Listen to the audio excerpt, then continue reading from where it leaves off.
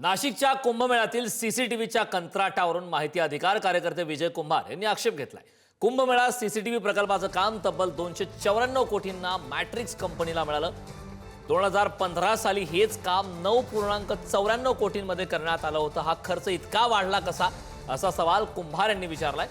2015 मध्ये तत्कालीन मुख्यमंत्री देवेंद्र फडणवीस यांनी नाशिक कुंभमेळ्याच्या सीसीटीव्ही अनियमिततेवर चौकशीचे आदेश दिले होते।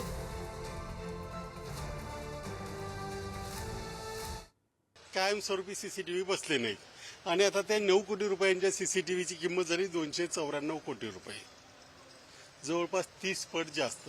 ठीक आहे, AI पॉवर वगैरे सगळे जे काय असेल ते असेल, परंतु हा जो किमतीतला फरक आणि ज्यांनी ह्या तक्रारी केल्या किंवा ज्यांनी या तक्रारीची सुनावणी केली त्यावेळेस जे चौकशी समिती नेमली होती त्याचं काय झालं?